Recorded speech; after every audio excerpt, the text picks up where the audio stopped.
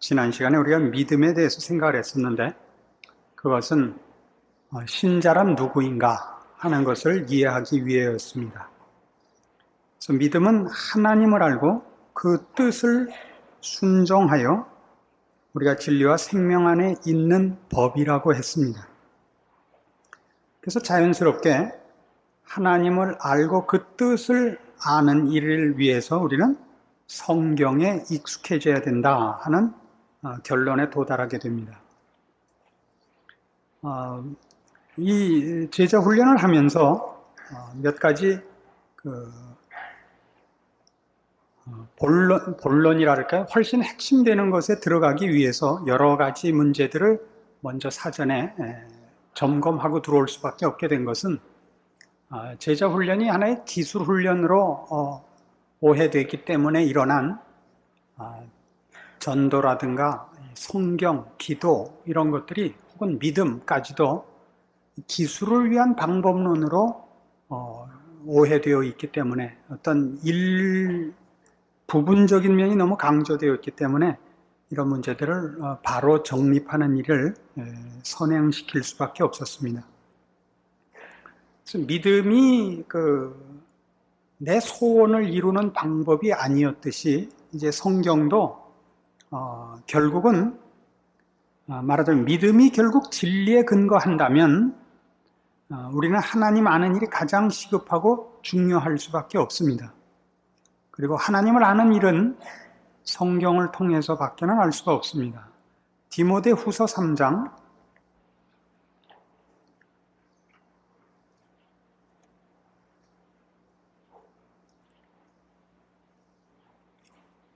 16절 성경에 관한 성경의 아주 가장 적절한 정의가 있습니다.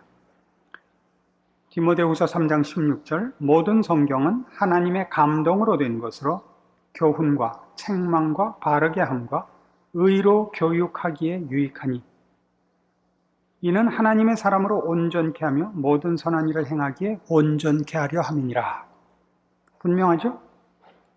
교훈과 책망과 바르게 함과 의로 교육하기에 유익합니다. 이것은 다 하나님이 무엇을 원하시는가를 기준하는 것이고 하나님의 사람으로 온전케 하며 온전케 행하게 하는 모든 것들도 하나님의 뜻과 하나님의 기뻐하심을 근거로 해서 나오는 얘기가 됩니다.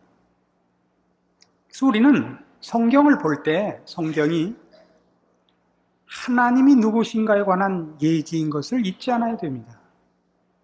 성경은 내가 원하는 것을 어떻게 얻을 것이냐에 관한 얘기가 아니고 모두 다 하나님에 관한 것입니다. 하나님은 어떤 분인가? 하나님은 일을 어떻게 하시는가? 하나님은 무엇을 좋아하시는가? 또 무엇을 싫어하시는가? 이것이 성경입니다. 그래서 성경의 중요성은 우리의 신앙이 맹신으로 흐르지 않게 하는데 가장 큰 유익이 있을 것입니다. 만일 성경이 없다면 우리는 하나님을 알기보다는 자기 열심과 자기 소원에 도취하고 그래서 지난 시간에도 말씀드린 바와 같이 치성을 드리는 방향과 내용이 없는 자기 열심과 자기 도취에 빠지는 신앙으로 우리를 빠뜨리고 말 것입니다. 그래서 기독교 신앙이 믿음을 중시하는 것은 그 열심과 진심을 가르치기 전에 무엇을, 어떻게 이 두 가지에 관심을 먼저 가질 것을 요구하기 때문입니다. 믿음이라는 말이 열심에 관한 얘기가 아니고 진심에 관한 문제이기 이전에 무엇을 어떻게 관한 것이라면 우리는 그 무엇을 어떻게 하나님이 무엇을 좋아하시고 어떻게 행하시기를 기뻐하시는가를 위해서는 성경에 가서 물어보는 수밖에 없게 되는 것입니다.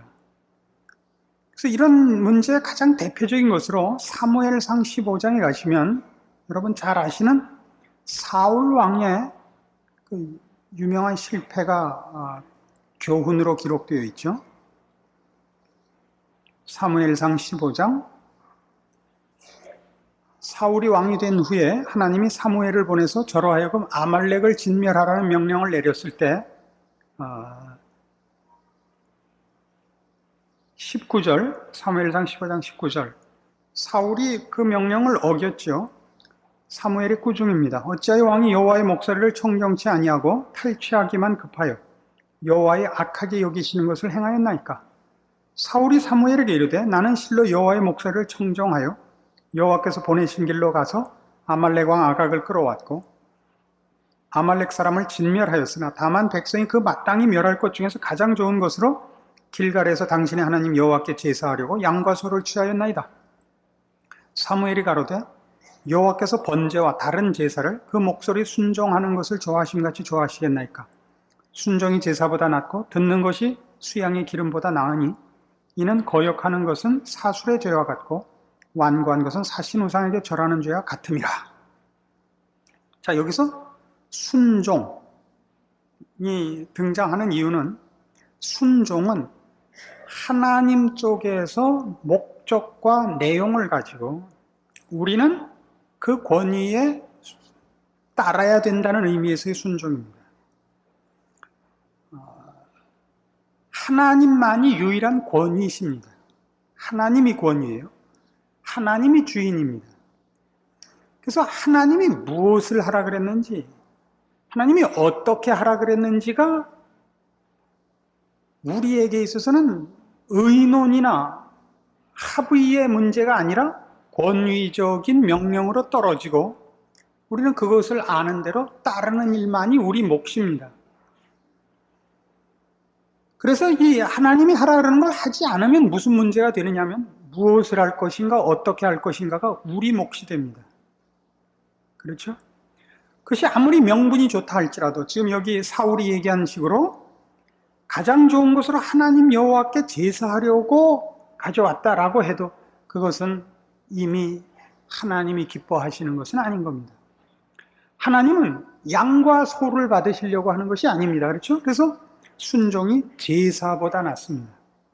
여기서 순종이 제사보다 낫다 그럴 때 이 제사가 어떤 의미를 가지게 되느냐면 신을 향하여 가지는 우리의 맹목적인 열심, 맹목적인 치성이어서는 안 된다는 것입니다.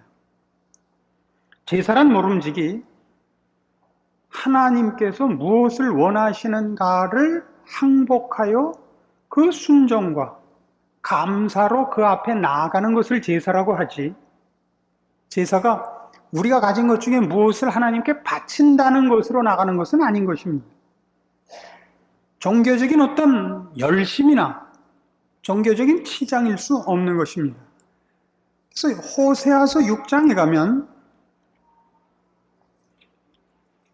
구약성경 1261페이지 호세아서 6장에 가면 이런 식의 이스라엘을 향한 호세아 선지자의 꾸중이 있습니다. 그 내용이 매우 동일합니다. 호세아 6장 1절 오라 우리가 여호와께로 돌아가자. 여호와께서 우리를 찢으셨으나 도로 낫게 하실 것이요 우리를 치셨으나 싸매어 주실 것임이라. 여호와께서 이틀 후에 우리를 살리시며 제3일에 우리를 일으키시리니 우리가 그 앞에서 살리라. 그러므로 우리가 여호와를 알자. 힘써 여호와를 알자. 그의 나오심은 새벽빛같이 일정하니 비와 같이 땅을 적시는 늦은 비와 같이 우리에게 임하시리라 하리라. 에브라임아 내가 네게 어떻게 하랴? 유다야 내가 네게 어떻게 하랴? 너희의 인애가 아침 구름이나 쉬 없어지는 이슬 같도다. 그러므로 내가 선지자들로 저희를 치고 내 입의 말로 저희를 죽였느니 내 심판은 바라는 빛과 같으니라. 나는 인애를 원하고 제사를 원치 아니하며 번제보다 하나님을 아는 것을 원하노라. 여기도 나오죠? 제사보다도 하나님 아는 것을 원하는데 하나님은 어떤 분인가? 3절에 있는 것 같이 일정하신 분, 다른 말로 해서 공의롭고 신실하신 분이라고 설명되고 있습니다. 그래서 우리는 여기서 어떤 분명한 문제에 접하게 되느냐 하면 언젠가도 말씀드린 바와 같이 기독교라는 종교가 다른 모든 종교와 다른 것이 뭐냐 그럴 때는 초월이 아니라고 했습니다. 어떤 종교건 기독교를 제외하고 나머지 실상은 종교일 수 없는 것들도 종교라는 지위를 갖기 위해서는 사람들 앞에 초월을 그 근거로 내세웁니다. 다시 말해서 사람들은, 일반 자연인들은 다 종교란 초월적인 것이라고 생각을 합니다. 그래서 어떤 종교든지 기적이 있을 때 사람들은 항복을 합니다. 그래서 모든 이단에 빠지는 사람들도 가보면 그 사람들이 왜 이단에 빠져 있냐면 두 가지 이유 때문에요. 하나는 거기 기적이 있고 거기 열심이 있어요.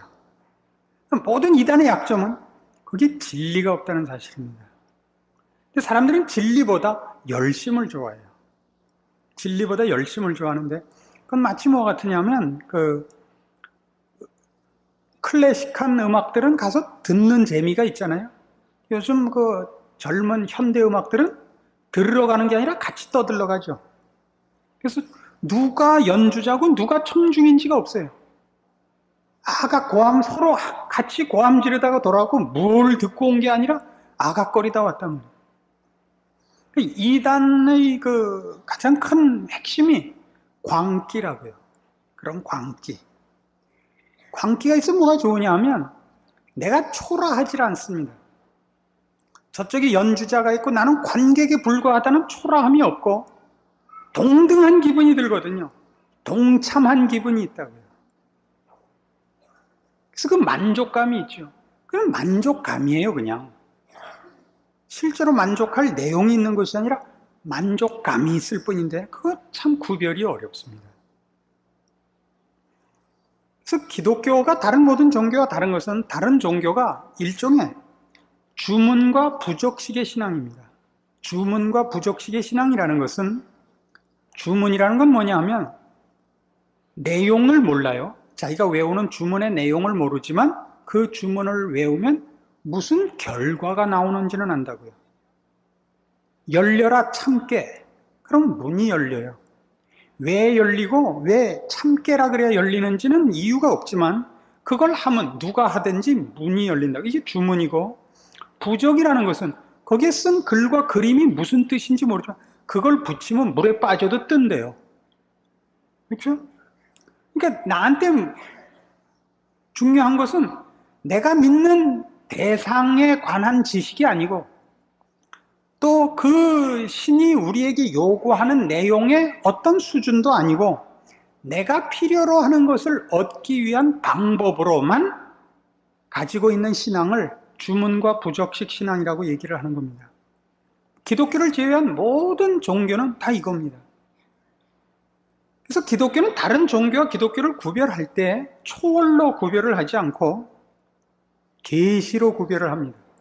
계시로 구별을 한다는 것은 기독교만이 하나님이 누구신가를 설명하고 믿음을 요구하는데 그 믿음은 맹신의 차원에서의 믿음이 아니고 하나님을 알라는 거예요. 알고 믿으라는 것이 믿음입니다. 믿음은 내가 믿는 내용과 믿는 대상에 관한 신뢰입니다. 모르고는 믿을 수 없습니다.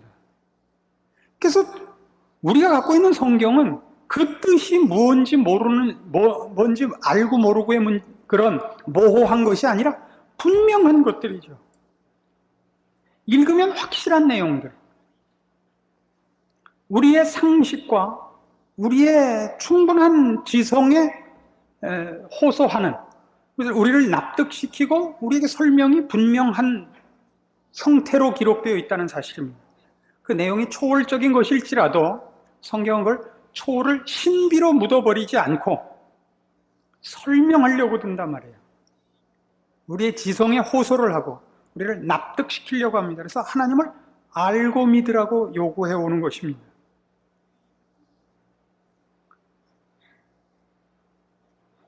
그래서 우리는 성경을 볼 때 이 성경이 부족이 아니고 주문이 아니라는 걸 알아야 됩니다. 성경의 어떤 구절들을 주문식으로 쓰는 것 얼마든지 있습니다. 할 수 있거든이 무슨 말이냐? 믿는 자에게는 능치 못할 일이 없느니라. 이걸 어디다 외우죠? 자기가 꼭 이루어졌으면이라고 바라는 걸 소원할 때 이걸 쓴다고요. 그래서 믿는 집안에 가보면 부족이 얼마나 많은지 몰라요. 여러분 집에 걸어놓은 성경 구절이 전부 그거죠. 안 그래요? 그게 무슨 하나님의 인격과 거룩에 관한 구절들이 어디 기록되어 있어요? 사랑하는 자여 내 영혼이 잘됨 같이 내가 뭐 얻게 되고요?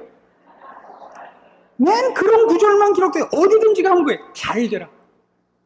내 시작은 미약하였으나 내 뭐는 저는 그런 구절 기억이 다 안 나요. 뭐 하여튼 끝은 뭐 창대하리라. 그랬더니 뭐 빚더미에 올라앉았다든가. 여러분이 잘못하고요. 내게 능력 주시는 자 안에서 내가 모든 것을 알 수 있는 이런 부적성. 실제로는 성경은 그 부적이 아니에요. 그러니까 여러분이 써놓은 것들을 보면 다 부적성으로 써놨다고. 이게 성경을 부적성이라 그러면 안 되니까 제가 좋아하는 성경은 이거예요. 외우라 그랬죠. 갈라디아서 6장 7절. 그걸 또 찾아요.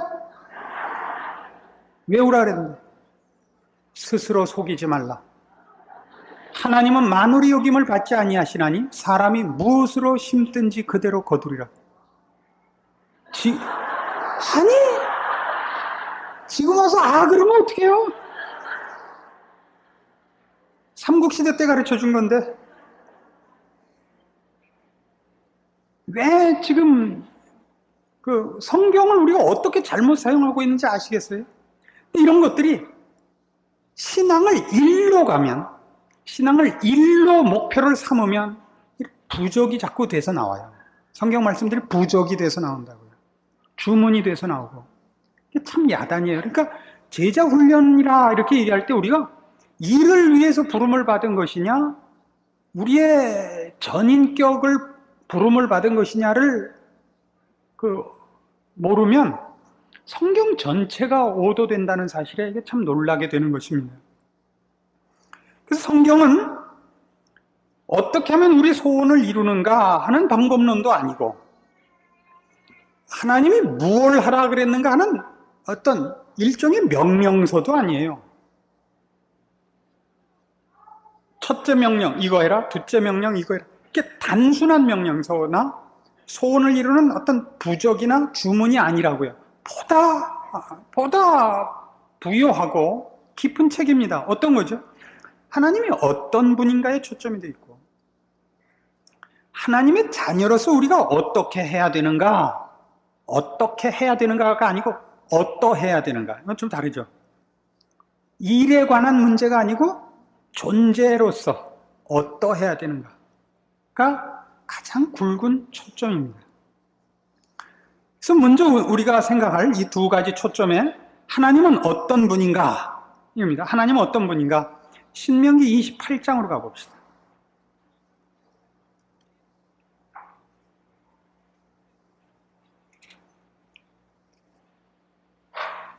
신명기 28장 1절 내가 네 하나님 여호와의 말씀을 삼가 듣고 내가 오늘날 네게 명하는 그 모든 명령을 지켜 행하면 네 하나님 여호와께서 너를 세계 모든 민족에 뛰어나게 하실 것이라. 15절 내가 만일 네 하나님 여호와의 말씀을 순종치 아니하여 내가 오늘날 네게 명하는 그 모든 명령과 규례를 지켜 행하지 아니하면 이 모든 저주가 네게 임하고 네게 미칠 것이라. 가장 중요한 건 이겁니다. 성경이 그 내용으로 삼고 있는 것 중에서 맨 첫 초점은 하나님은 창조주요, 심판자요, 섭리자요, 모든 피조물의 생사화복을 쥐고 있는 분이라 이겁니다. 이 얘기는 당연한 것 같은데도 굉장히 많은 신자들이 이 문제에서 실패를 하곤 합니다. 이 문제에서 실패한다는 건 뭐냐면 결국 그래서 성경을 통해서 우리가 배우는 건 뭐냐 하면 하나님께 기뻐하심을 입으면 나머지는 하나님이 알아서 하신다는 거거든요. 근데 우리는 어떻게 하느냐면 하나님 앞에 내가 나가서 껌 팔아서 선물 사갖고 와서 요거 받으시고 내가 원하는 거 해달라고 자꾸 와서 장사를 하려고 들어요. 아시겠어요? 너희는 먼저 그의 나라와 그의 의를 구하라. 그리하면 이 모든 것을 너희에게 더하시리라. 근데 우리는 그 앞에 있는 그의 나라와 의를 구하는 걸 안 하고 계속 이번에는 11조에다가 감사헌금까지 드리겠습니다. 그러니까 이번엔 요 일만은 해주시오. 언제나 이 싸움을 해갖고 노상 들어가서 얻어맞고 나오고는 이번엔 지난번에 선물이 약했나 보다. 이번엔 더 하자. 그리고 그냥 갈 게 아니라 비서실장을 통해서 가자. 그래서 목사님 부르는 거예요. 이런 왼수들이 있어요. 그래서 하나님께서 모든 하늘에 속한 것이나 땅에 속한 것이나 영원한 과거나 지금이나 영원한 미래, 모든 시간과 장소와 존재의 모든 것의 유일한 주인이시다. 이것이 성경이 우리에게 알리려고 하는 것이고 우리 그걸 알아야 돼요. 그런데 하나 더 재미있는 것은 이 권세는 하나님의 유일하신 권세이면서 동시에 하나님이 이 권세로 우리를 복주기를 기뻐하신다 이거예요. 하나님이 얼마나 높으신가와 함께 그 하나님이 내게 대해서 어떤 분이시냐가 성경의 또 하나의 초점이에요. 하나님과 짝할 자가 없고 하나님과 비교될 자가 없습니다. 하나님의 능력과 권세와 하나님의 존귀하심을 누가 감히 와서 시비를 걸거나 누가 와서 흔들거나 비교할 자가 없습니다. 동시에 그걸로 끝이 아니고 그 하나님이 그 높은 지위와 권세와 능력과 지혜를 가지고 나를 사랑하며 나를 복주시기를 기뻐하신다는 것이 성경의 중요한 사상이며 사실이 그렇습니다. 여기에 기독교 신앙의 그 자랑이 있죠. 하나님이 그 큰 권세로 우리를 겁주고 우리를 놀래키는 데 쓰는 것이 아니라 그걸 우리를 위해 쓰시기를 기뻐합니다. 그건 다른 의미에서 하나님의 성품이라 이렇게 얘기해도 되고 우리와 연결된 것이기 때문에 지금같이 이렇게 표현을 하는 것이 당연할 줄로 압니다만 우리를 위하여 하나님이 이 모든 능력을 동원하시기를 기뻐하신다는 사실을 분명히 해야 됩니다. 시편 118편 봅시다. 그는 선하십니다. 이 선하다는 건 그가 만든 모든 피조물들에 대하여 하나님의 통치하는 그 방법에 있어서 특별히 우리를 대하여 그렇습니다. 시편 118편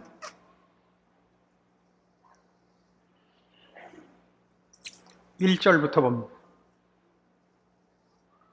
여호와께 감사하라. 저는 선하시며 그 인자하심이 영원함이로다. 이제 이스라엘은 말하기를 그 인자하심이 영원하다 할지로다. 이제 아론의 집은 말하기를 그 인자하심이 영원하다 할지로다. 이제 여호와를 경외하는 자는 말하기를 그 인자하심이 영원하다 할지로다.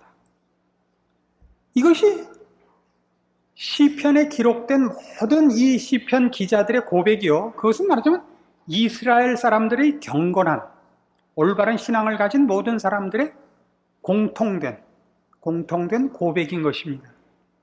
지나간 날을 상고해 볼 때 하나님의 통치하심을 결국에 와서 볼 때 하나님은 언제나 선하시며 자비롭고 인자하시다 하는 것이었습니다. 또 있습니다. 그는 신실하십니다. 하나님은 우리 편을 들고 나한테 대해서 자비로울 뿐만 아니라 그 자비로우심이 신실하십니다. 믿을만하고 성실하십니다. 했다 말았다가 없고 이렇게 힘을 썼다가 또 마음을 거뒀다 하는 데가 없습니다. 시편 125편입니다.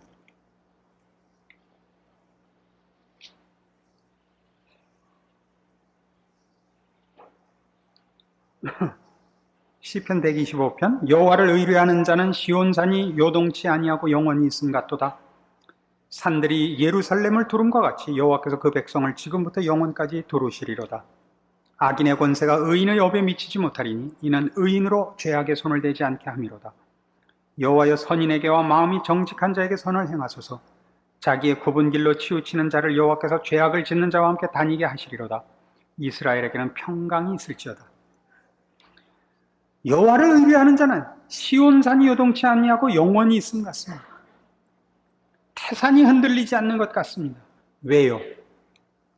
그가 믿음을 가졌기 때문이 아니라 하나님이 신실하신 분이기 때문에 하나님 안에 있는 자, 하나님의 보호하심 속에 있는 자는 영원히 흔들림이 없을 것입니다. 이것이 이스라엘 백성들이 저들의 역사와 인생 속에서 확인한 하나님의 속성이었던 것입니다. 그래서 136편 같은 데 가보면 136편은 아주 그 아름다운 시인데 다 읽어볼 시간은 없고 앞에만 조금 해봅시다.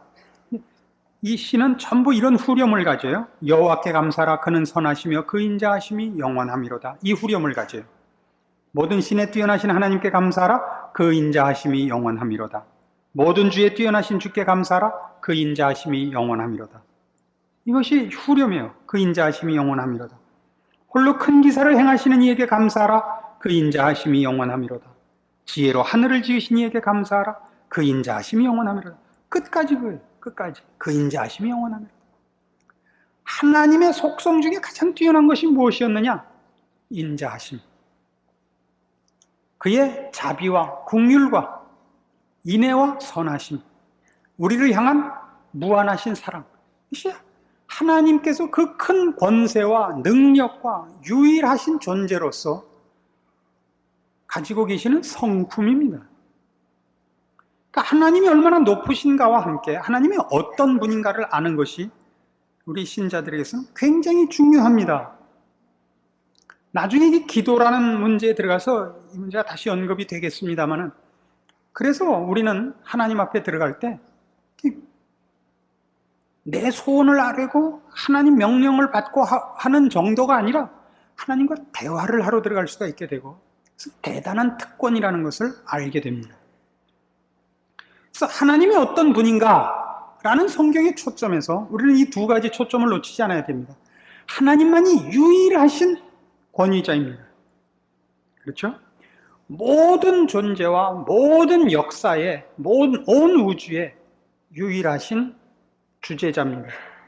그리고 그 하나님은 우리를 사랑하시고 복 주시기를 기뻐하시는 분입니다. 이런 거에 정신 팔지 말라고요. 뭐예요? 할 수 있거든이 무슨 말이냐, 이런 거예요. 예? 사랑하는 자요, 강건하고 복 받고 이런 거 말고 훨씬 중심에 놔야 하는 것들이 있음을 알아야 된다고요.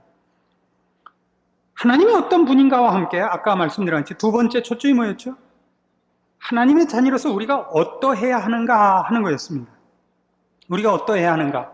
이 하나님은 우리를 사랑하며 우리를 복 주시기를 기뻐하시며 그 복을 위하여 우리로 거룩하기를 요구하십니다.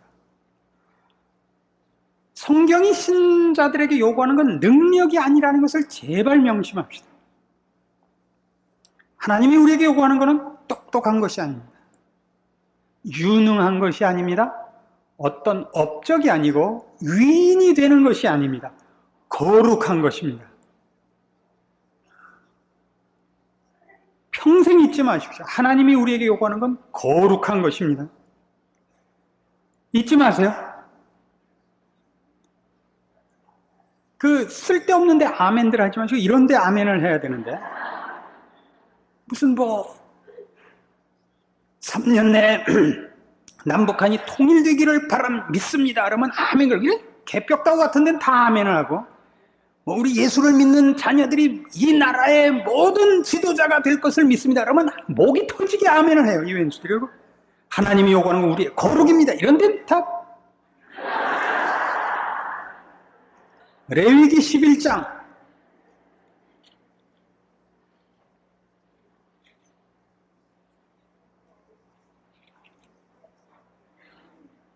레위기 11장 44절입니다.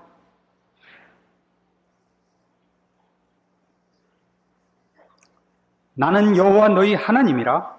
내가 거룩하니 너희도 몸을 구별하여 거룩하게 하고 땅에 기는 바 기어다니는 것으로 인하여 스스로 더럽히지 말라. 나는 너희 하나님이 되리고 너희를 애굽 땅에서 인도하여 낸 여호와라.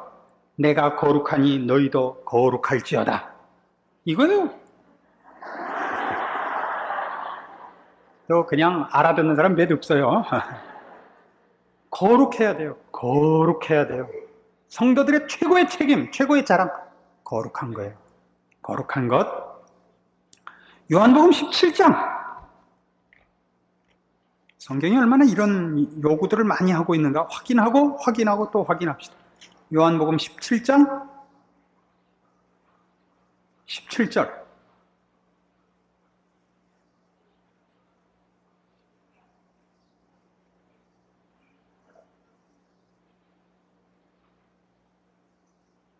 (14절부터) 봅시다. 요한복음 17장 14절. 예수님의 그 대제사장적 기도의 장면입니다. 내가 아버지의 말씀을 저희에게 주었사오매 세상이 저희를 미워하여 싸우니 이는 내가 세상에 속하지 아니함 같이 저희도 세상에 속하지 아니함을 인함이니이다. 내가 비옵는 것은 저희를 세상에서 데려가시기를 위함이 아니요 오직 악에 빠지지 않게 보존하시기를 위함이니이다. 내가 세상에 속하지 아니함 같이 저희도 세상에 속하지 아니하였삼나이다. 저희를 진리로 거룩하게 하옵소서. 아버지의 말씀은 진리니이다. 아버지께서 나를 세상에 보내신 것 같이 나도 저희를 세상에 보내었고 또 저희를 위하여 내가 나를 거룩하게 하오니 이는 저희도 진리로 거룩함을 얻게 하려 함이니이다. 거룩하려는 거죠. 우린 세상에 속한 자가 아닙니다. 거룩하라는 건 윤리 도덕적 차원의 얘기가 아닙니다. 하나님께 속한 자가 되라는 겁니다. 하나님이 기뻐하심이 여러분의 소원이 되고 하나님이 싫어하시는 것은 여러분에게도 미운 것이 되어야 합니다. 그것이 거룩해지는 겁니다. 세상적인 욕심으로 꽉 차갖고 하나님의 능력만 어떻게 슬쩍 이용해 먹으려고 하는 그런 신앙에 빠지지 않도록 늘 조심해야 됩니다. 로마서 12장에 가면 이렇게 돼 있어요. 이 요구가 로마서 12장 1절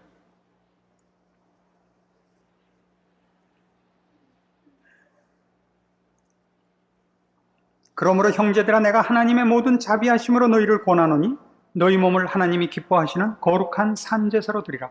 이는 너희의 드릴 영적 예배니라.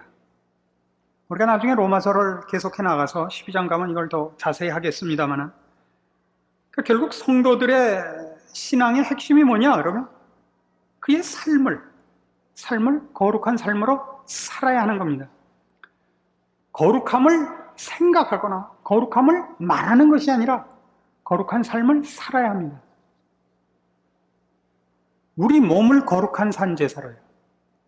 여러분은 모든 여러분에게 주어진 형편 속에서 일상생활 속에서 하나님의 자녀답게 살아야 합니다.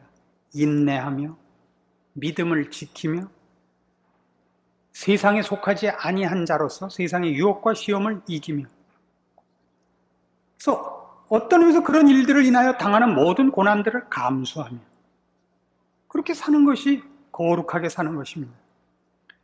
많은 성도들이 신앙상의 열심이라는 이유로 본인이 속고 있는 것인데 주를 위한 열심을 능력을 달래서 하나님을 위해 무슨 큰 업적을 남기려고 드는 것은 성경이 요구하지 않는 것입니다.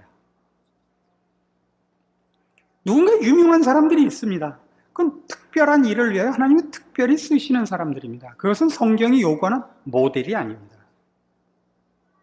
예수님 자신이 그 당시에는 세상적 차원에서 볼 때 유명한 사람이 아니었고 이상한 사람이었습니다. 이상한 재주를 가졌는데 그걸 갖고 무슨 쓸만한 일을 안 한 이상한 젊은이였습니다. 그러다가 괜히 당시에 그 실권자들인 제사장들과 바리새인들을 건드려서 스스로 무덤을 판, 그래서 죽어간, 금방 잊혀진 사람에 불과한 겁니다.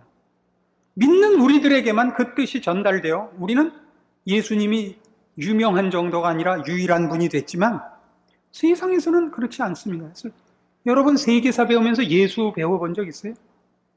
세계사에서 알렉산더는 가르쳐도 예수를 가르치는 데는 없습니다. 업적을 남기려고 그러지 마십시오. 유인이 되려고 그러지 마시고 거룩하려고 해야 됩니다. 고린도 후서 6장에 가면 이 거룩함에 관한 요구가 이렇게 강조됩니다.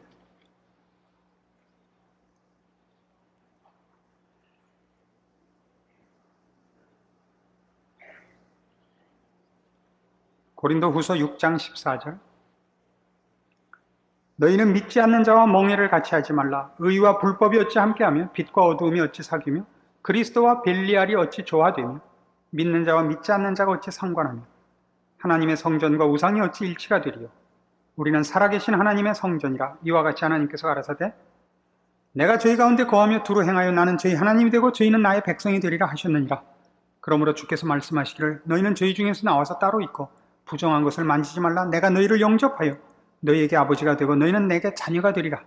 전능하신 주의 말씀이니라 하셨느니라. 그런즉 사랑하는 자들아 이 약속을 가진 우리가 하나님을 두려워하는 가운데서 거룩함을 온전히 이루어 육과 영의 온갖 더러운 것에서 자신을 깨끗게 하자. 이것이 제자 훈련입니다. 거룩으로의 싸움입니다. 에베소서 4장, 여러분의 머리를 어떻게 능력과 업적으로부터 거룩으로 바꿔놓을 수 있을지 그저 마음이 답답한데, 성경 안에 유명하게 되라, 능력 있는 자 되라는 말은 거의 없어요. 이 거룩에 관한 얘기는 이렇게 많다는 거예요. 4장 24절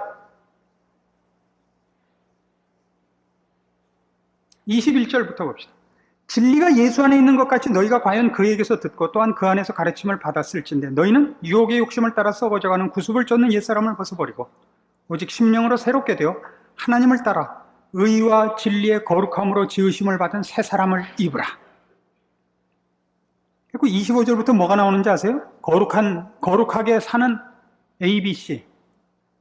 거짓을 버리고 참된 것을 말하고 분을 내어도 죄를 짓지 말며 해가 지도록 분을 품지 말고 마귀로 틈을 타지 못하게 하고 도적질하지 말고 구제하고 수고하고 더러운 말은 입 밖에도 내지 말고 선한 말을 하고 은혜를 끼치고 31절 악독과 노함과 분냄과 떠드는 것과 회방하는 모든 것 악의와 함께 버리고 인자하고 불쌍히 여기고 용서하라고 그렇게 되어 있습니다. 그러니까 선교사 몇백 명 보내고 개척교회 몇십 개 돕고 그거 하지 말고 뭘 하라고?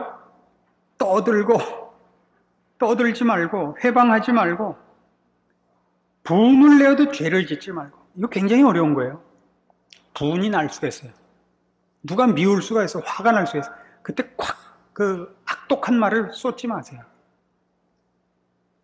그냥 화내고 그냥 거기서 끝나야 돼. 거짓말하지 말고 이런 것들을 해야 돼요. 그래서 나중에 이제 우리가 그 결론으로 가겠습니다만 제자 훈련의 핵심이 뭐냐 그러면 결국 신앙 인격 훈련이라는 것을 알게 됩니다. 신앙 인격 훈련. 사람이 다른 사람이 되는 겁니다. 새 사람이 되는 거예요. 그는 주를 닮고 십자가를 질 줄 알고 그는 인자하고 자비롭고 용서하며 덕과 선한 말로 유익을 도모하는 자라는 것을 배우게 될 것입니다.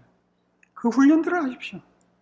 얼굴에 싱 이렇게 써 있지 말고 누가 뭐 잘못하면 이렇게 딱 눈에 힘주고 째려보고 나는 잘했다고 남 잘못한 것을 거꾸로 흉잡고 이러지 말라고. 골로새서 3장 12절 얼마나 이 서신서 이런 것들이 많은가 보세요.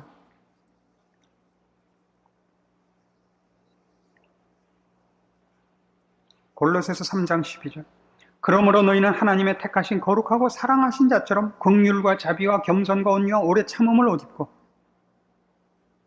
누가 네게 혐의가 있거든 서로 용납하여 피차 용서하고 사랑을 더하고 평강이 너희를 주장하게 하고 16절 그리스도의 말씀이 풍성히 거하여 지혜로 권면하고 시와 찬미와 신령한 노래를 부르며 마음에 감사함으로 하나님을 찬양하고 또 무엇을 하든지 말이나 일이나 다 주 예수 이름으로 하고 그를 힘입어 하나님께 감사하라.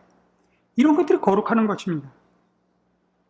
그걸 어떻게 실천적으로 하느냐 할 때 당장 18절 남편에게 복종하라고요. 아니 성경이 그러는 거예요. 날 쳐다봐요. 새 사람이 돼서 맨 처음 할 것 아내들아 남편에게 복종하라. 22절 종들아 상전에게 순종하라. 아시겠어요? 참 이상하죠? 물론 뒤에 나와요. 남편들아 아내를 사랑하라. 상전들아 의와 공평을 종들에게 베풀라가 나와요. 그러나 이 거룩한 삶, 새 사람으로 부르심을 입은 성도들에게서 첫 번째는 베풀고 다스리는 이 일 이전에 순종하고 견디는 쪽이 우선되기 때문에 그쪽 역할이 먼저 강조되는 것입니다. 먼저 강조되는 거라고요. 그러니까 성도들의 전체 인생을 보면 사실은 우리는 이 세상에서 사실 분통 터지는 일이 많아요. 우리가 옳고 그리고 우리가 저 사람을 위하여 희생하고 애를 쓰는데 돌아오는 것은 정당한 보상이 아닐 뿐더러 거기에 더 얹혀서 더 모욕과 또 불의까지, 덤탱이까지 씌운단 말이에요. 그런데 그거를 주의 뒤를 따라 십자가를 지며 복종하며 감사하고 견뎌내는 것, 이것이 요청되기 때문에 이 역할이 먼저 강조되는 것입니다. 잠깐 휴식하고 계속합시다.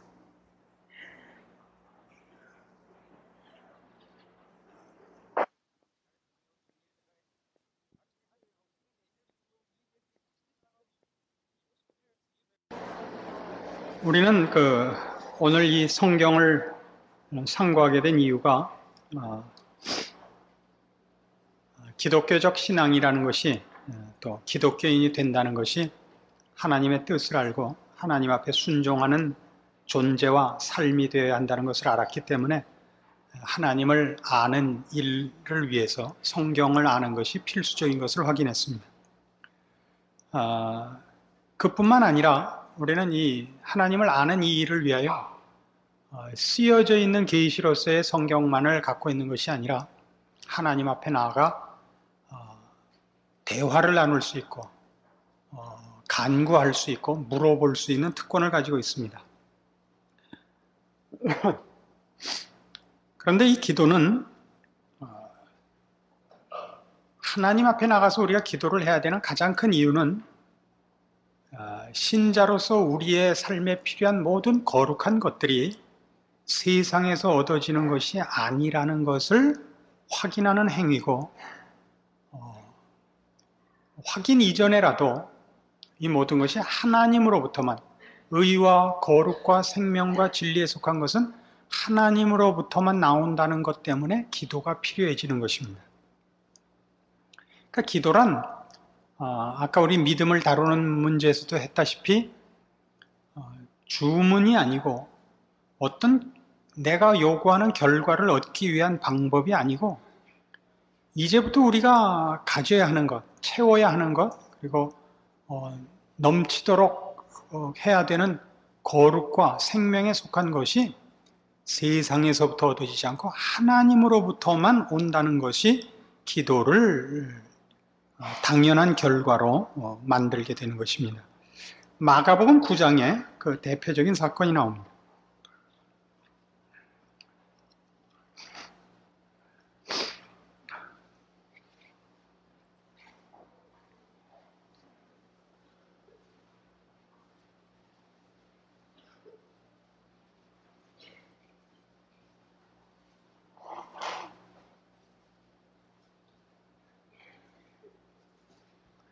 마가복음 9장 14절. 이제 예수님께서 베드로와 요한을 데리고 변화산에 올라갔다가 내려왔을 때입니다. 저희가 이에 제자들에게 와서 보니 큰 무리가 둘렀고 서기관들이 더불어 변론하더니 온 무리가 곧 예수를 보고 심히 놀라며 달려와 문안하거늘 예수께서 물으시되 너희가 무엇을 저희와 변론하느냐. 무리 중에 하나가 대답하되 선생님, 벙어리 귀신 들린 내 아들을 선생님께 데려왔나이다. 귀신이 어디서든지 저를 잡으면 거꾸러져 거품을 흘리며 이를 갈며 그리고 파리하여 가는지라. 내가 선생의 제자들에게 내어 쫓아달라 하였으나 저희가 능히 하지 못하더이다. 그래서 이제 예수님께서 이 귀신을 내어 쫓았습니다. 28절. 집에 들어가시며 제자들이 조용히 묻자오되 우리는 어찌하여 능히 그 귀신을 쫓아내지 못하였나이까. 이르시되 기도에 다른 것으로는 이런 이유가 나갈 수 없느니라. 이겁니다. 그래서 이 마가복음 9장 29절 말씀은 모든 필요한 것을 얻어내는 최후의 방법 혹은 가장 좋은 방법으로서 기도가 오용되는 그런 부작용도 났습니다. 기도만 하면 뭐든지 된다는 그런 식의 사고방식을 우리에게 놨는데 여기서 얘기하는 것은 그런 뜻이 아닙니다.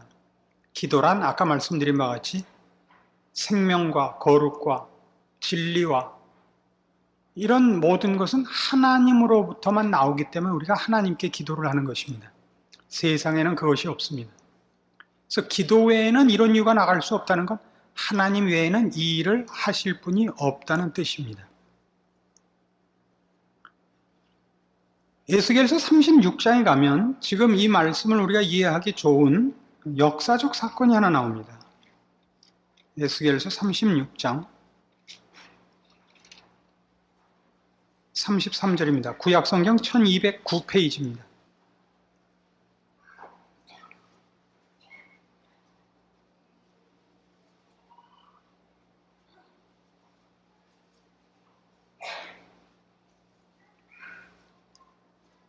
나 주 여호와가 말하노라. 내가 너희를 모든 죄악에서 정결케 하는 날에 성읍들의 사람이 거적되게 하며 황폐한 것이 건축되게 할 것인즉 전에는 지나가는 자의 눈에 황무하게 보이던 그 황무한 땅이 장차 기경이 될지라. 사람이 이르기를 이 땅이 황무하더니 이제는 에덴 동산같이 되었고 황량하고 적막하고 무너진 성읍들의 성벽과 거민이 있다 하리니 너희 사면에 남은 이방 사람이 나 여호와가 무너진 곳을 건축하며 황무한 자리에 심은 줄 알리라. 나 여호와가 말하였으니 이루리라. 나 주 여호와가 말하노라. 그래도 이스라엘 족속이 이와 같이 자기들에게 이루어주기를 내게 구하여야 할지라. 내가 그들의 인수로 양떼같이 많아지게 하되 제사 드릴 양떼 곧 예루살렘 정한 절기의 양떼같이 황폐한 성읍에 사람의 떼로 채우리라. 그리한즉 그들이 나를 여호와인 줄 알리라 하셨느니라. 이게 아주 재미있는 표현들이죠. 이스라엘 백성이 이제 포로되어 하나님 앞에 범죄하여 바벨론의 포로가 되어 그 땅이 황폐케 되었습니다. 그러나 하나님이 이것을 다시 회복시킬 것입니다. 사람의 힘으로는 회복될 수 없을 지경의 지금 형편에 와 있는데 그것을 회복해 함으로써 이건 하나님 외에는 아무도 이 일을 할 수가 없다는 것을 증명하실 것이랍니다. 그러나 그 하나님이 일반적인 하나님이 아니라 이 이스라엘 백성의 하나님이었다는 것을 위하여 이스라엘 백성이 하나님 앞에 이 기도를 드려야 해 주시겠답니다. 기도를 하면 되고 안 하면 안 된다는 문제가 아닙니다. 지금 늘 그렇게 생각하는데 기도를 하면 되고 기도를 안 하면 안 되는 문제가 아니라 그 일을 누가 하신 것이냐의 확인에 기도가 필요한 셈이 되는 것입니다. 기도를 안 하고 그 일이 일어나면 누가 한 건지 모르죠. 묘자리를 잘 써서 그렇게 된 건지 어젯밤 꿈을 잘 꾼 탓인지 불분명해지기 때문에 하나님은 기도를 요청합니다. 그러니까 기도를 했기 때문에 된 것이 아니라 이런 일들은 다 하나님으로부터만 말미암는다는 것을 우리에게 확인시키는 데 초점이 있지 일이 되느냐 안 되느냐가 초점이 아니라는 것을 분명히 하자 이겁니다. 따라서 기도는 우리가 기억해야 할 기도의 중요한 핵심은 우리가 기도하는 요청이 기도 속에 들어있는 간구의 내용이 하나님의 뜻에 부합해야 합니다. 그렇죠?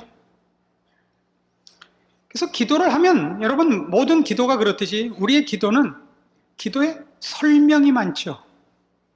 그 설명이 많은 이유는 내 생각에는 이것이 하나님의 뜻과 당연히 맞는 것입니다 라는 설명인 것입니다. 주문하고 다른 거예요. 주문에 뭐 설명 붙이는 거 봤어요? 주문은 그냥 가장 신속하게 외워야 될 단어들을 나열하면 그만이지만 기도는 그렇게 안 되고 기도는 뭐 무슨 편지 쓰는 것 같아요. 때는 춘삼월 강남 갔던 제비가 돌아오는 따뜻한 봄날이 되었습니다. 이렇게 시작을 하죠. 기도가 그럴 수 있는 이유가 이겁니다. 이제부터 하려는 모든 얘기가 내가 최소한의 상식과 교양을 가지고 하나님 앞에 들어가는 거다 이거예요. 우리나라가 이 선교 100주년을 맞아서 그동안 하나님께서 피로 심으신 이 복음의 이 뿌리가 싹을 낼 때가 되지 않았습니까? 근데 우리가 이게 뭡니까? 이렇게 설득하는 근거를 하나님이 당연시할 어떤 내용들에다가 호소하는 것이 기도의 중요한 하나의 틀이 되는 것을 봅니다. 그렇죠? 출애굽기 32장에 가면 이스라엘 백성이 그 금송아지를 만든 사건에 대하여 하나님이 진노하사 저들을 멸하겠다고 합니다. 모세가 뭐라고 중보 기도를 하느냐 하면 출애굽기 32장 11절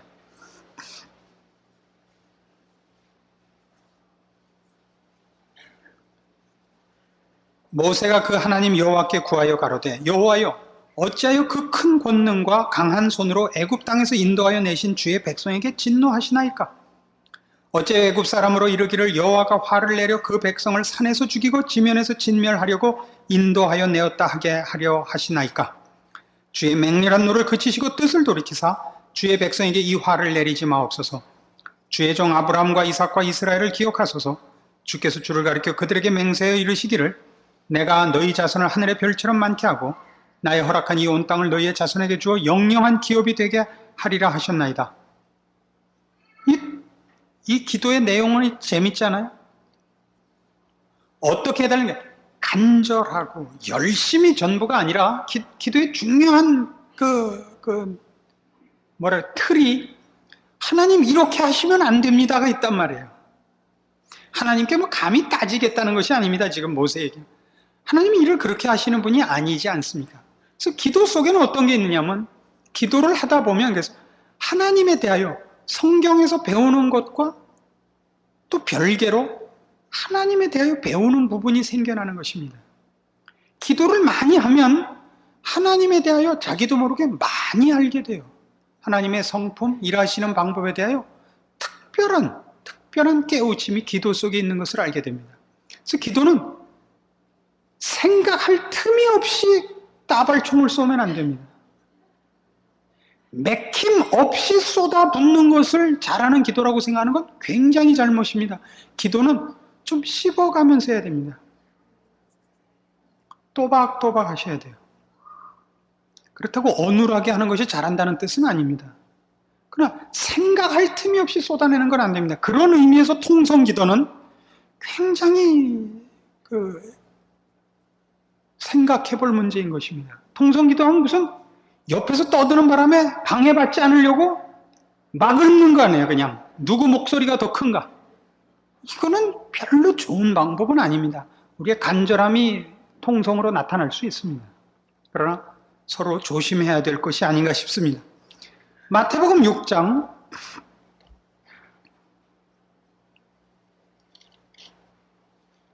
마태복음 6장 7절에 이런 주님의 가르치심이 있습니다.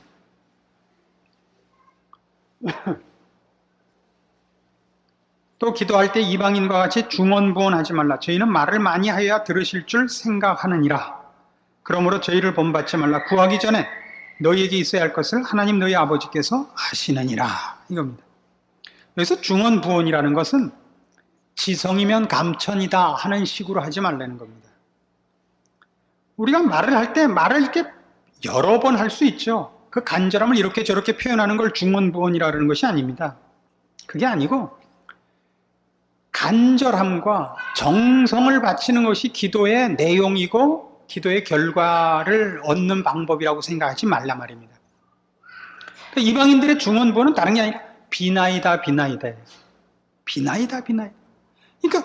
자기 소원을 얻기 위한 열심만 있지 그 기도의 내용이 무슨 당위성을 가지는지 무슨 필연적인 근거를 그래서 결과를 얻을 이유가 있는지가 없단 말이에요. 그건 기도가 아니라고요. 기도란 이 기도가 응답될 필연적인 어떤 이유가 있어야 됩니다. 하나님의 뜻에 맞아야 하며 하나님의 기뻐하심과 부합해야 하는 것입니다. 그래서 기도는 이 당위성이 있어야 되는데 이 당위성이라는 건 하나님의 뜻에 부합한다는 의미의 당위성이 있어야 하고 그것에 기초하고 또 그것을 아는 일에 기도가 도움을 줍니다. 내가 기도를 들어갈 때 어느 부분에 대해서는 하나님의 뜻을 알고 있지만 어느 부분에 대해서는 하나님의 뜻을 모르는 것이 있고 하나님의 어떤 속성과 어떤 일하심에 대해서는 알고 있어도 어떤 또 다른 속성과 다른 일하시는 방법에 대해서는 모르는 일이 있습니다. 기도하러 들어가서 이런 것들을 깨닫는 때가 많습니다. 시편 73편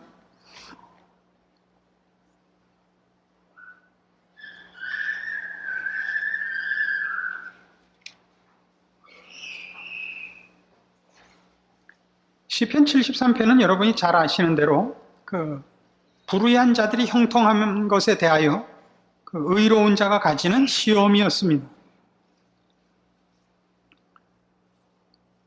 16절, 왜 악당들이 잘 되고 의로운 자들이 고난을 당하는가 하는 이 문제에 대하여 고민하다. 16절, 내가 어쩌면 이를 알까 하여 생각한즉 내게 심히 곤란하더니 하나님의 성소에 들어갈 때야 저희 결국을 내가 깨달았나이다. 이게 참 재미있는 겁니다. 이게 왜 이렇게 된지 알 수가 없어요. 하나님께 가서 말하자면 이 문제를 우리식 표현으로 따지는 겁니다. 하나님 이럴 수가 있습니까? 그건 하박국 선지자에게도 나타났던 것입니다. 하나님 어떻게 불의한 자가 의로운 자들을 압제하는데 가만히 계십니까? 기도 속에 따지는 부분이 있어요. 따진다는 건 감히 하나님 앞에 우리가 무슨 언성을 높이거나 무슨 추궁한다는 의미가 아니라 도무지 이해가 가지 않는 부분에 대해서 그 깨우치기 위한 간절함과 답답함을 호소하는 것이 기도 속에 있는 것을 봅니다. 그래서 어디서 깨달아요? 성소에 들어갈 때 깨닫습니다. 기도할 때 아는 것입니다. 무엇을 알게 됐느냐면 18절, 주께서 참으로 저희를 미끄러운 것에 두시며 파멸에 던지셨다는 것을 알게 됐고, 이 일을 인해서 이 문제를 가지고 하나님 앞에 들어갔던 자가 결국 무슨 요청으로 기도를 끝내느냐 하면 24절, 주의 교훈으로 나를 인도하시고 후에는 영광으로 나를 영접하시리니 28절, 하나님께 가까이 함이 내게 복이라 내가 주 여호와를 나의 피난처로 삼아 주의 모든 행사를 전파하리이다. 그래서 무엇을 깨닫느냐 하면 하나님의 일하시는 방법의 가장 깊은 것까지 깨닫는 자리에 오는 것을 봅니다. 저들이 지금 잠깐 누리는 형통함이 복이 아니라는 것을 깨닫고, 하나님이 결국은 의로운 자들을 보상하시며 경건하게 살고 거룩하게 산 자들이 당하는 모든 어려움에 대하여 하나님이 외면하시지 않는다는 것을 깨달아 새로운 힘으로 자신을 무장하고 하나님 안에서 모든 것을 견딜 힘을 가집니다. 그것은 하박국 선지자도 동일했습니다.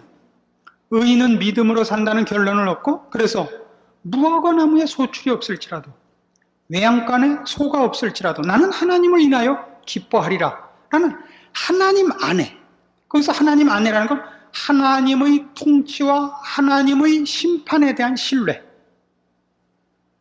항복하는 모습으로 돌아오는 것이 기도에 있어서의 큰 핵심인 것을 봅니다. 따라서 우리는 기도가 어떤 일을 이루기 위하여 쓰여지는 주문이 아니고 방법이 아니고 우리로 하여금 하나님과 대좌하게 하는 특별한 초청인 것을 봅니다. 그렇게 해서 하나님께서 우리로 하여금 우리의 의견, 우리의 생각을 하나님 앞에 쏟아놓게 합니다. 하나님이 우리의 기도에 귀를 기울이십니다. 하나님께서 우리에게 너는 이렇게 해라, 너는 이렇게 해라는 명령서로 딱딱 명령을 주는 것이 아니라 우리로 하여금 우리에게 일어난 일과 우리에게 맡겨진 일들에 대하여 하나님 앞에 가서 일종의 따지는 일을 허락하는 이 일은 하나님이 우리를 기계나 종으로 부리시지 않는다는 겁니다.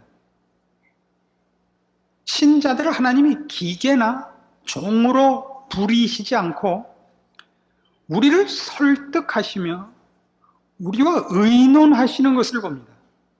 이것은 굉장히 중요한 뜻이 있는데, 하나님이 비록 온천하 만물의 창조주요 주권자라 하실지라도 그 일을 행하심에 있어서 독재자적 고집으로 일하시지 않는 것을 말합니다.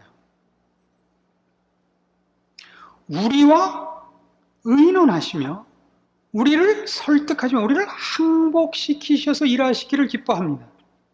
하나님의 한 성품이며 동시에 우리의 존재와 위치가 얼마나 대단한 것인가를 증명하는 것입니다.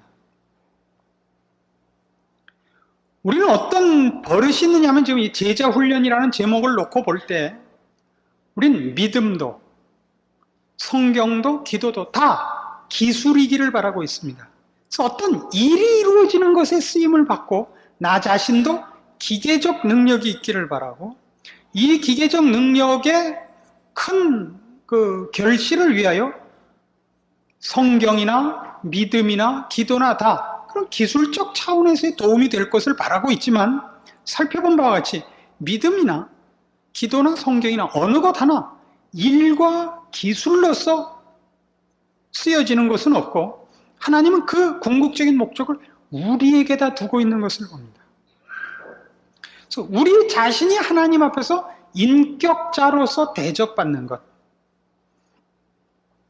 믿음의 내용이나 성경 안에서 우리가 깨우치는 것이나 기도로서 얻는 모든 것도 가장 필요한 것은 그런 모든 것이 수단과 방법으로 소용되지 않고 그것 자체가 다 하나님 앞에서 존귀한 인격자로서 대접받는 한 어떤 대접받는 한 뭐예요? 이게 뭐라 그러죠? 성경도 하나님의 높으심으로 그걸 근거로 하지만 결국은 그 하나님의 존귀하심과 능력이 우리를 향한 사랑과 우리에게 복 주시기를 기뻐하시는 것으로, 그래서 우리 보고 거룩을 요구하는 것으로. 그렇죠? 기도도 내가 답답하고 내가 안타깝고 이상해서 갖고 나가지만 그것으로 하나님은 우리를 만나시고 우리와 대조하기를 기뻐하시는 것이 먼저고, 거기서 무슨 문제가 풀려서 어떤 일이 되는 것은 2차적인 결과더라 말입니다.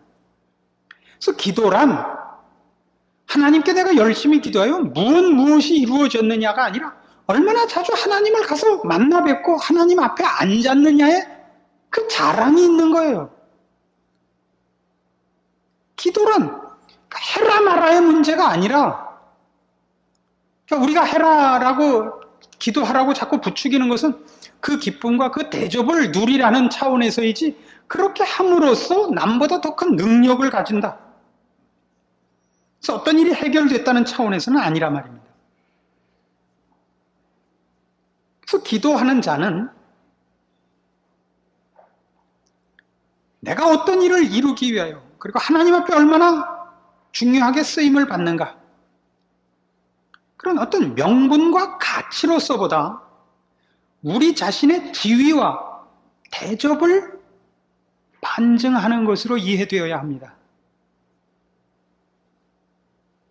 기도를 한다는 것이 우리가 어떻게 하나님 앞에 대접받고 어떤 지위에 있는가에 대한 하나의 증거라는 것을 잊지 않아야 됩니다. 그래서 우리는 가서 마음껏 우리의 기도를 하도록 되어 있습니다.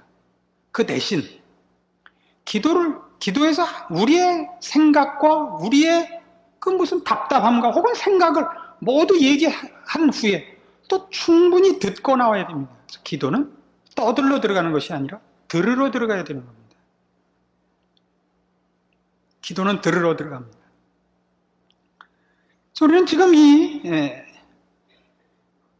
신자가 누구인가, 우리는 무엇을 믿고 살며 어떻게 사는 자인가라는 기본적인 질문으로부터, 그래서 우리는 무엇을 믿고 사는가 하는 기독교 신자들의 신앙의 내용들을 생각했고, 그리고 신앙의 내용의 가장 큰 핵심이 우리의 거룩함이요, 하나님 안에 사는 우리의 존재인 것을 확인했고, 그 하나님의 뜻과 거룩함을 알기 위하여 성경과 기도라는 좋은 이런 수단이 우리에게 주어진 것을 확인했습니다.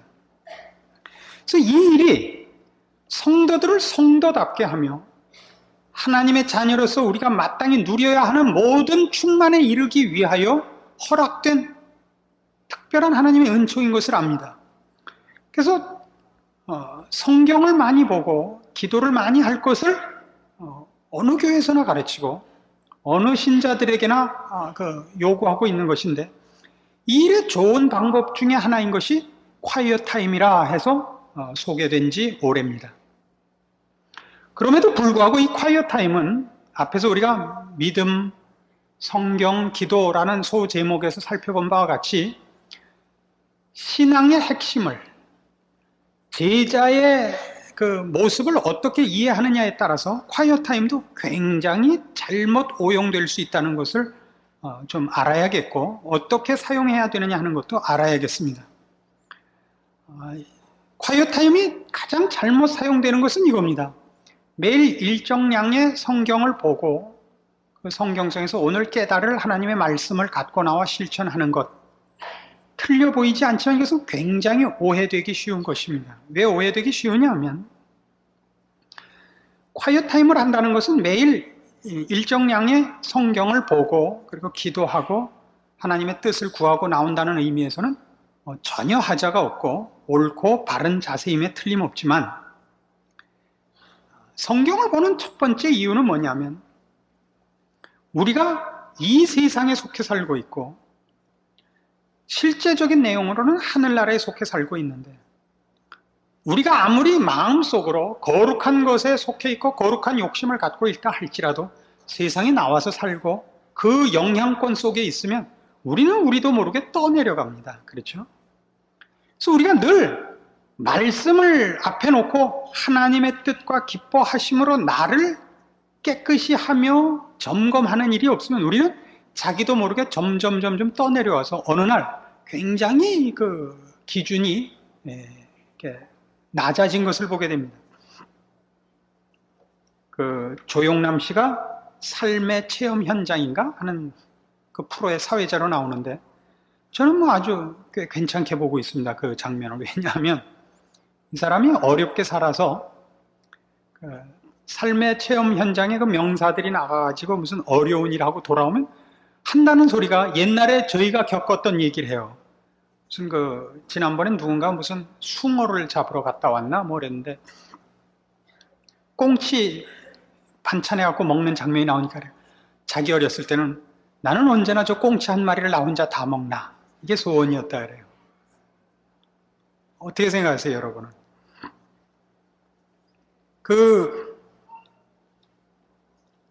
무슨 얘기를 하려고 꽁치 얘기가 나왔는지.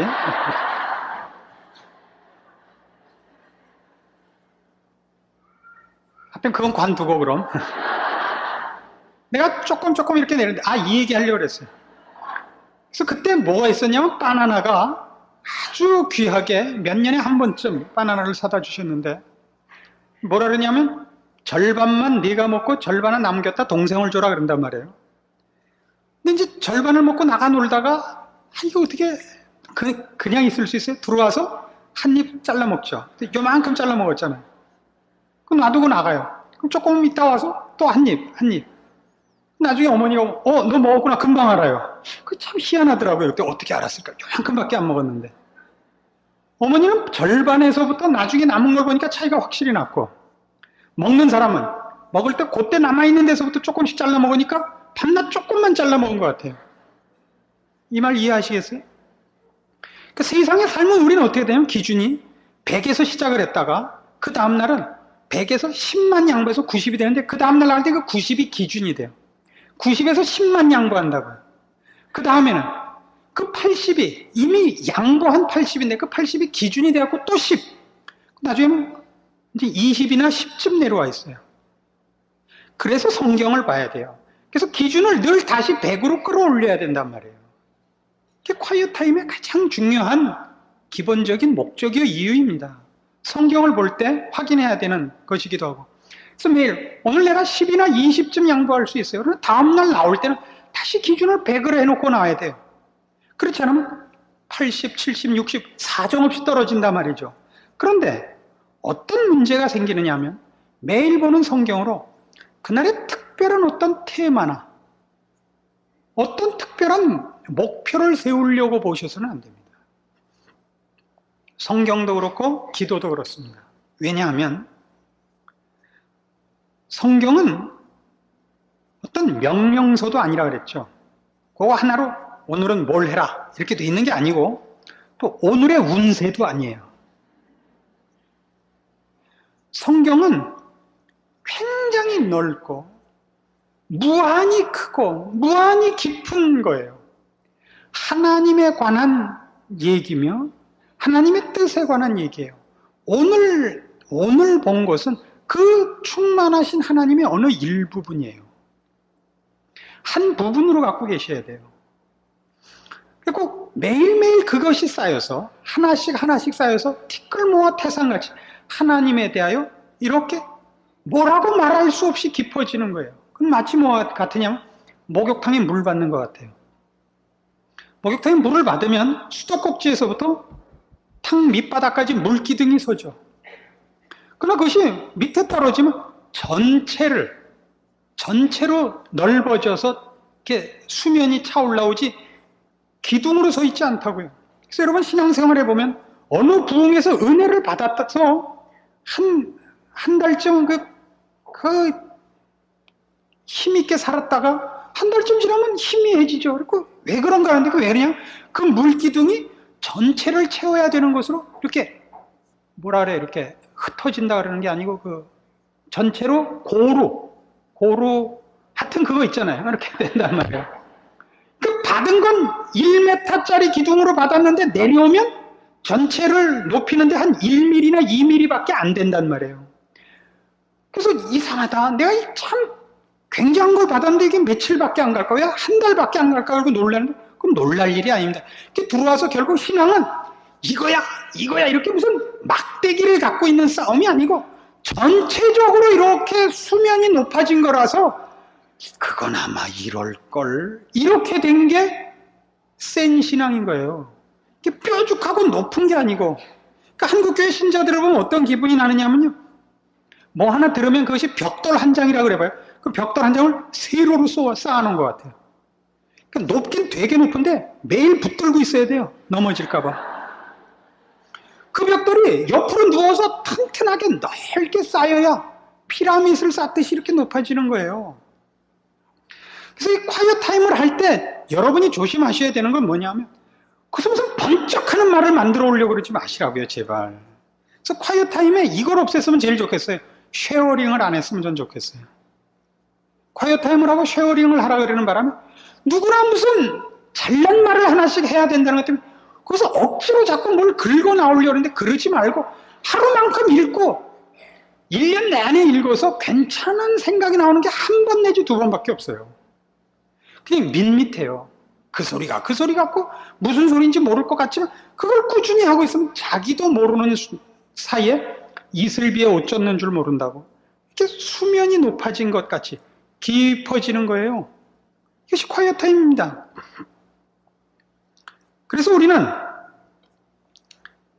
이 콰이어 타임을 하면서 가지는 성경에 대한 깨우침과 그 앞에 들어가는 기도가 어떤 조급한 눈에 보이는 목표나 소원을 가지지 않도록 가야 된다는 그 분명한 그 경계심을 갖고 매일매일 이 성경과 기도에 열중해야 될 것입니다.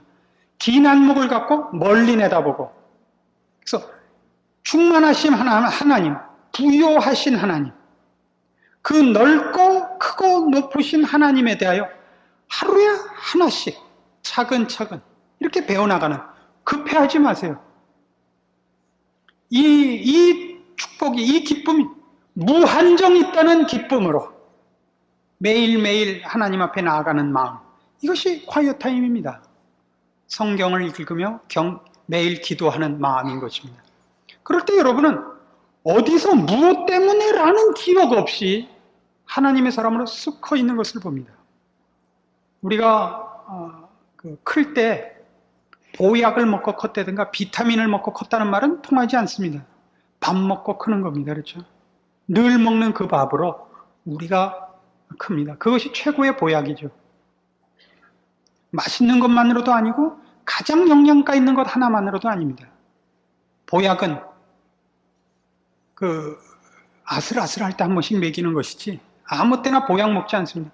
누가 한약에다 밥 말아 먹지 않죠. 그래서 이 신자된 것, 우리가 누군가를 튼튼하게, 넉넉하게, 아니 풍성하게 쌓아가는 일에 성경과 기도가 주어졌다는 것 기억해야 합니다. 이를 위하여 주어진 것이 아니고 그것을 알기 위하여 우리는 매일매일 하나님의 뜻을 아는 일과 하나님이 우리를 향하여 가지신 그 뜻을 또한 아는 일에 우리는 게을르지 않아야 됩니다. 그것은 우리의 영광이기 때문입니다.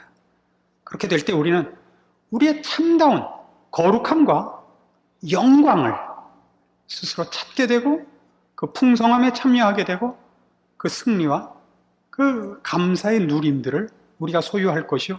우리를 보는 이들이 우리의 새 생명의 넘침으로 말미암아 거룩한 생명에 속한 도전과 증언을 받게 될 것입니다. 기도하십시다. 하나님 아버지 은혜를 감사합니다. 하나님께서 우리를 그 자녀로 삼으시고 모든 좋은 것으로 채우시며 특별히 하나님의 자녀된 복된 것으로 우리를 알게 하사 성경으로 기도로 우리를 초대하셨습니다. 하나님을 아는 일, 우리의 거룩함을 누리는 이 일에 우리로 열심 있게 하시고 지혜롭게 하사 마땅히 거룩한 자리에 가며 하나님의 생명을 소유한 자의 그 부요함과 영광됨에 이르게 하시고 마땅한 거룩한 열매를 맺는 저희 인생들 되게 하사 우리의 증인된 인생을 감당케 하시옵소서. 예수님의 이름으로 기도합니다. 아멘.